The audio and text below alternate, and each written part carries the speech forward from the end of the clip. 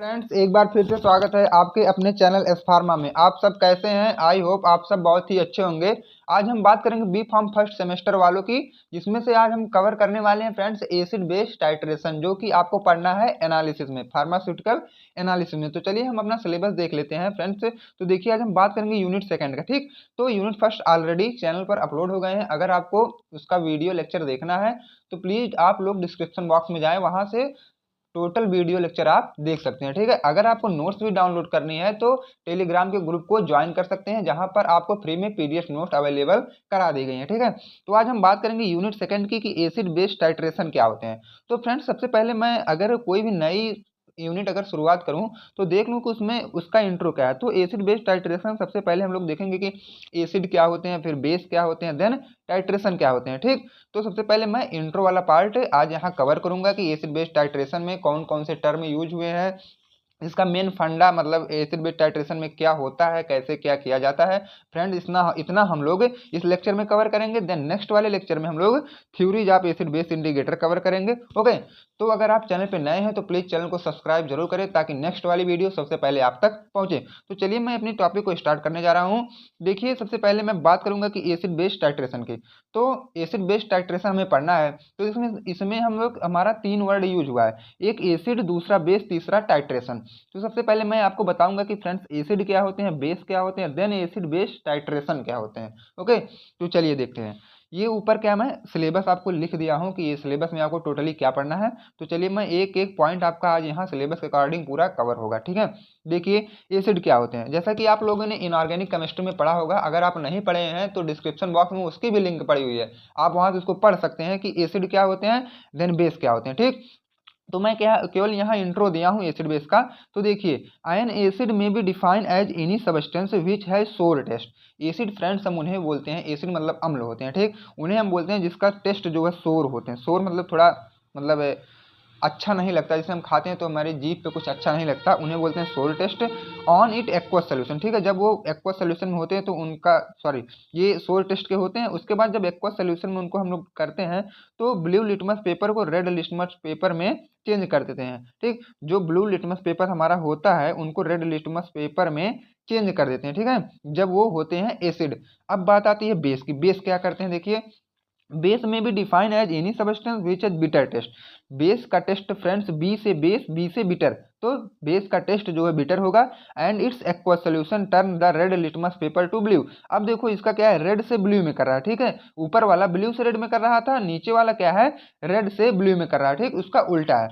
अब देखो, I hope आप एसिड बेस समझ गए होंगे। अब बात आती है टाइट्रेशन की। तो अब देखो टाइट्रेशन क्या है। ठीक, टाइट्रेशन इज ए प्रोसेस। ठीक है, आप इसको प्रोसेस या टेक्निक भी बोल सकते हैं। तो titration it is a process या technique in which a solution of known concentration is use to determine the concentration of unknown sample solution.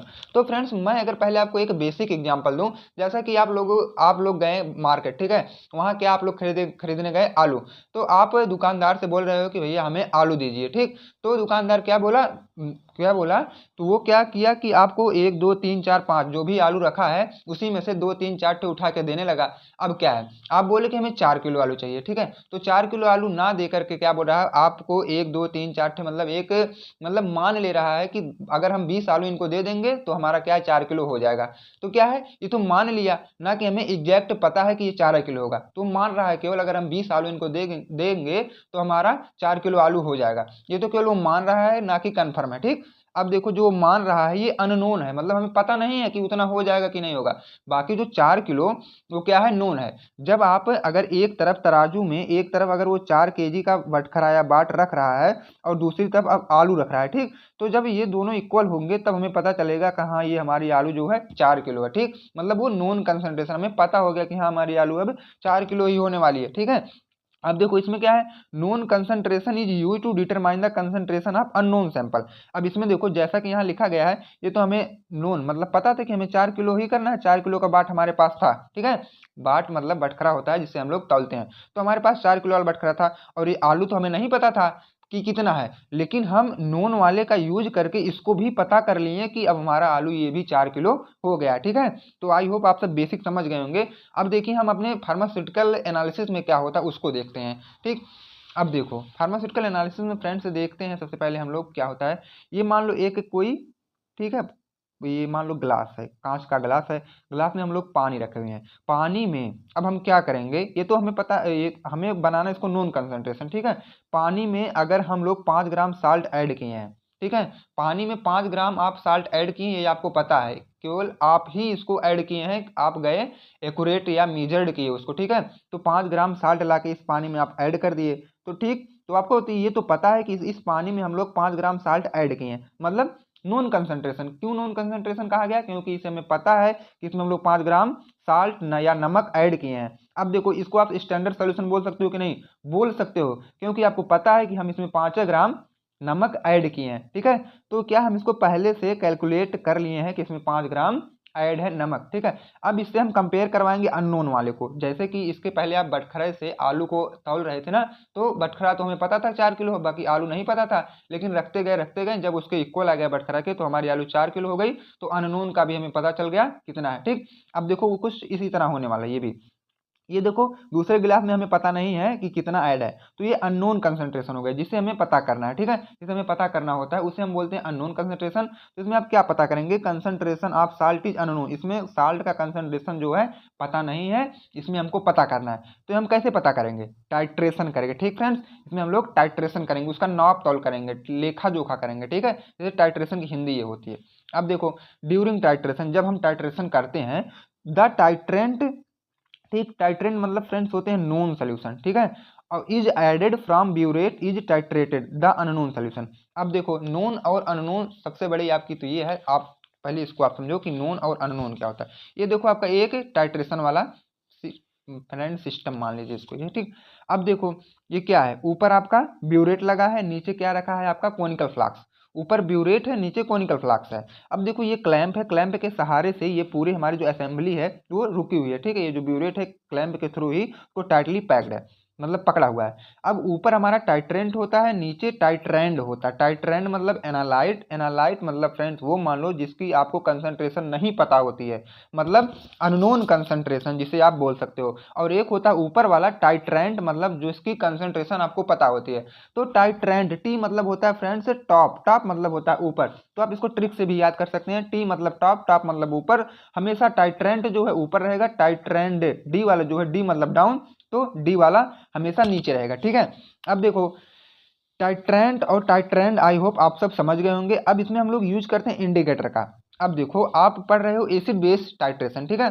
तो ऊपर अगर आप एसिड कर रहे हो और नीचे बेस कर रहे हो, तो क्या है, एसिड और बेस के बीच में क्या आप टाइट्रेशन तो कर दिए, ऊपर क्या हमें पता है और नीचे का नहीं पता है, तो नीचे वाला हम लोग अननोन कंसंट्रेशन मतलब टाइट्रेंड को ऊपर वाले की हेल्प से इसको जब हम पता कर लेते हैं, तो उन्हें बोला जाता है एसिड बेस टाइट्रेशन, ठीक। तो ऊपर हम रखे हैं टाइट्रेंड, नीचे रखा है टाइट्रेंड, उसके बाद धीरे धीरे टाइट्रेंड को मतलब एसिड को धीरे धीरे, ये क्लैंप है, इसको जब हम लोग धीरे धीरे खोलते हैं ना, तो नीचे नीचे एक एक डिप पॉइंट गिरता रहता है, आता है हमारे अननोन कंसंट्रेशन में। जब वह न्यूट्रल कर देता है इसे, तो हमारे ये जो इंडिकेटर है, इंडिकेटर ऑलरेडी इसमें प्रेजेंट हम लोग किए रहते हैं, ठीक। तो इंडिकेटर जब कलर चेंज कर देता है, तो वहीं हम लोग एनालाइज कर लेते हैं कि अब हमारा ये भी कंसंट्रेशन मतलब पता हो गया कि कितना है, ओके। तो आई होप आप सब इतना समझ ही गए होंगे। अब हम बात करते हैं फ्रेंड्स कुछ कॉमन टर्म, जो कि आपको पूरी एनालिसिस अगर आपको पढ़नी है, अच्छे से समझनी है, तो कॉमन टर्म फ्रेंड्स बहुत ही इंपॉर्टेंट होने वाला है। तो देखिए कॉमन टर्म मतलब अगर आप पांचों यूनिट पढ़ रहे हैं, तो ये लगभग पांचों यूनिट में मिलेगा कि टाइट्रेंड क्या होते हैं, टाइट्रेंड क्या होते हैं, इंडिकेटर क्या होते हैं,